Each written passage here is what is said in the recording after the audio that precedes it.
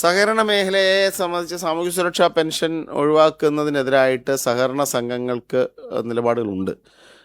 അതൊരു ധനകാര്യ വകുപ്പിൻ്റെ തീരുമാനമായിരുന്നു, ഒരു ഫിനാൻഷ്യൽ ഡിസിഷനായിരുന്നു അത്. കാരണം വിതരണം അവരുടെ ധനകാര്യ വകുപ്പാണല്ലോ അതിലെ പ്രധാന പങ്ക് വഹിക്കുന്നത്.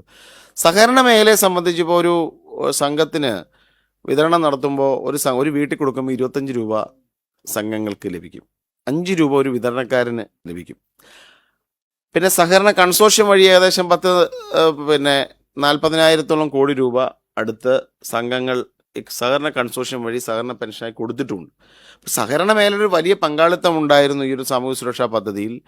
അതോടൊപ്പം തന്നെ സഹകരണത്തിലെ മേഖലയിൽ നിൽക്കുന്ന സംഘങ്ങൾക്കും ജീവനക്കാർക്കും ഇത് പ്രയോജനം ഉണ്ടാക്കിയിട്ടുണ്ട്.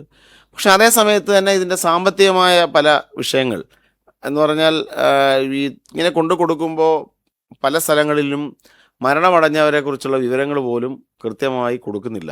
അപ്പോൾ എന്തു സംഭവിക്കുന്നു? അല്ലാതെ ആളുകൾക്ക് പെൻഷൻ കൊടുത്തുകൊണ്ടിരിക്കുകയാണെന്നുള്ള അവസ്ഥയുണ്ടാകുന്നു.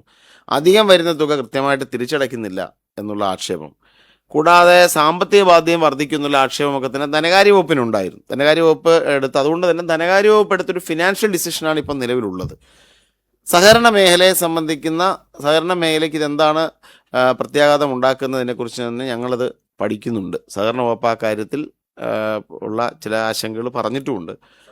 സഹകരണ വകുപ്പ് മന്ത്രി എം ലിജുവിൻ്റെ വാക്കുകളാണ്. അദ്ദേഹം തുറന്നടിക്കുകയാണ്. സഹകരണ വകുപ്പിന് ചില ആശങ്കകൾ അക്കാര്യത്തിലുണ്ട്. സഹകരണ സ്ഥാപനങ്ങൾക്ക് 25 രൂപ ലഭിക്കുമായിരുന്നു, 5 രൂപ വിതരണക്കാർക്കും ലഭിക്കും. സഹകരണ കൺസോർഷ്യത്തിൽ നിന്നാണ് പണമെടുക്കുന്നത്.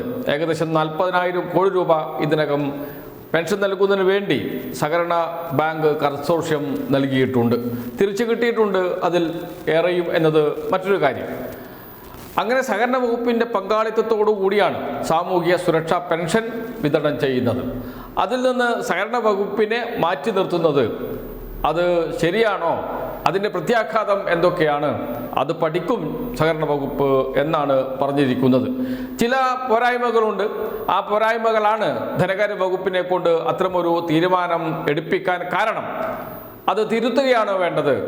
പരാതികളില്ലാതെ കുറ്റമറ്റ രീതിയിൽ പെൻഷൻ വിതരണം സഹകരണ പ്രസ്ഥാനങ്ങൾ വഴി തന്നെ നടത്തുകയാണ് വേണ്ടത് എന്നാണ് എം ലിജു പറയുന്നത്. എന്ന് വെച്ചാൽ ധനകാര്യ വകുപ്പിൻ്റെ തീരുമാനം സഹകരണ വകുപ്പിന് സ്വീകാര്യമല്ല എന്ന്.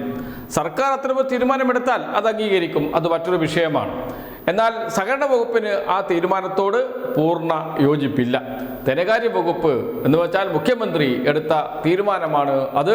അതുകൊണ്ട് തന്നെ ചില ആശങ്കകൾ ഞങ്ങൾ പങ്കുവെക്കുകയും ചെയ്തിട്ടുണ്ട്.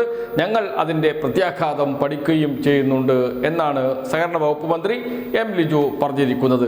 ഇത് ചെറിയ കാര്യമല്ല. മന്ത്രിസഭയിൽ തന്നെ ഭിന്നത എന്ന് വേണമെങ്കിൽ പറയാം. സുപ്രധാനമായ തീരുമാനമാണ്. 62 ലക്ഷത്തോളം പേർക്ക് പെൻഷൻ വിതരണം ചെയ്യുന്ന കാര്യമാണ്. അതിലാണ് ഇപ്പോൾ മന്ത്രിസഭയിൽ രണ്ടഭിപ്രായം ഉണ്ടായിരിക്കുന്നത്. ധനകാര്യ വകുപ്പിൻ്റെ ചുമതലയുള്ള മുഖ്യമന്ത്രി ഒരു നിലപാടെടുക്കുന്നു, സഹകരണ വകുപ്പ് മറ്റൊരു നിലപാടെടുക്കുന്നു. സഹകരണ വകുപ്പ് മന്ത്രി തന്നെ അത് പരസ്യമായി പറയുകയും ചെയ്യുന്നു. എന്ന് വെച്ചാൽ ധനകാര്യ മന്ത്രി മുഖ്യമന്ത്രി എടുക്കുന്ന തീരുമാനം സഹകരണ വകുപ്പുമായി ആലോചിച്ച് വേണ്ട എടുക്കാൻ. സഹകരണ വകുപ്പുമായി ആലോചിച്ചിട്ടില്ല, ചർച്ച ചെയ്തിട്ടില്ല എന്നാണ് എം ലിജുവിൻ്റെ വാക്കുകൾ വ്യക്തമാക്കുന്നത്. എന്ന് വെച്ചാൽ മുഖ്യമന്ത്രി ഒറ്റയ്ക്ക് തീരുമാനമെടുക്കുകയാണ്. മറ്റു മന്ത്രിമാരോട് ആ വകുപ്പിനെ, മന്ത്രിമാർ കൈകാര്യം ചെയ്യുന്ന വകുപ്പിനെ ബാധിക്കുന്ന പ്രശ്നമാണെങ്കിൽ പോലും ചർച്ച ചെയ്യുന്നില്ല എന്ന് വേണം കരുതാൻ. അതോടൊപ്പം മുഖ്യമന്ത്രി തീരുമാനമെടുക്കുമ്പോൾ ബന്ധപ്പെട്ട വകുപ്പ് മന്ത്രിയുമായി ചർച്ച ചെയ്യുന്നില്ല എന്നർത്ഥം. ചർച്ച ചെയ്തിട്ടുണ്ടായിരുന്നുവെങ്കിൽ എം ലിജു ഇങ്ങനെ പറയില്ലായിരുന്നു.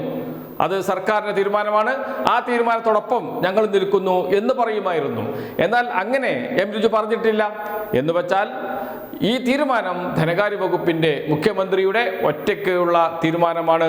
അതുകൊണ്ട് തന്നെയാണ് എം ലിജു പരസ്യമായി ചില ആശങ്കകളുണ്ട്, അത് പറയുന്നുണ്ട്, പഠിക്കുന്നുണ്ട് തുടങ്ങിയ വാക്കുകളിലൂടെ ആ അതൃപ്തി പരസ്യമായി പ്രകടിപ്പിക്കുന്നത്. അതാണ് പ്രേക്ഷകർ കേട്ടത്.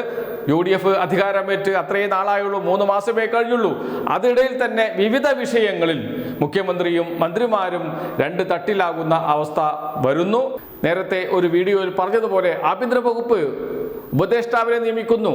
DGP ആയിരുന്ന ഹേമചന്ദ്രനെ മുഖ്യമന്ത്രി ഇതുവരെ അംഗീകാരം നൽകിയിട്ടില്ല. അദ്ദേഹം ഉപദേഷ്ടാവായി പ്രവർത്തിക്കുകയും ചെയ്യുന്നു എന്ന് വെച്ചാൽ നിയമിക്കപ്പെടുന്നതിന് മുമ്പ് തന്നെ അദ്ദേഹം എല്ലാ യോഗങ്ങളിലും പങ്കെടുക്കുകയും ഒക്കെ ചെയ്യുന്നു. മുഖ്യമന്ത്രി നിയമനത്തിന് അംഗീകാരം നൽകുന്നില്ല. പ്രശ്നം അവിടെ നിൽക്കുകയാണ്. നേരത്തെ ബിന്ദു കൃഷ്ണയുടെ പ്രൈവറ്റ് സെക്രട്ടറിയായി ശരത്ചന്ദ്രൻ എന്ന KC വേണുഗോപാലിൻ്റെ MLA ആയിരുന്ന കാലത്തെ PA നിയമിക്കണമെന്ന് ആവശ്യപ്പെട്ടപ്പോൾ അതും അംഗീകരിച്ച് നൽകിയിരുന്നില്ല മുഖ്യമന്ത്രി. അവസാനം കഴിഞ്ഞ ദിവസമാണ് അത് അംഗീകരിച്ചത്. എന്ന് വെച്ചാൽ മന്ത്രിമാരുടെ പ്രവർത്തനത്തെ വരിഞ്ഞു മുറുക്കി തൻ്റെ കൈപ്പിടിയിൽ എല്ലാ വകുപ്പുകളും എത്തിക്കണം. ഇതാണ് മുഖ്യമന്ത്രി VD സതീശൻ്റെ രീതി. അതിനെതിരെയാണ് ഇപ്പോൾ ചെറിയ ശബ്ദങ്ങൾ മന്ത്രിസഭയിൽ നിന്ന് പുറത്തേക്ക് വരുന്നത്. അത് വലിയ ചർച്ചയാകേണ്ട വിഷയമാണ്. പക്ഷേ നമ്മുടെ മുഖ്യധാര മാധ്യമങ്ങളൊന്നും അതിലേക്ക് നോക്കുകയേ ഇല്ല.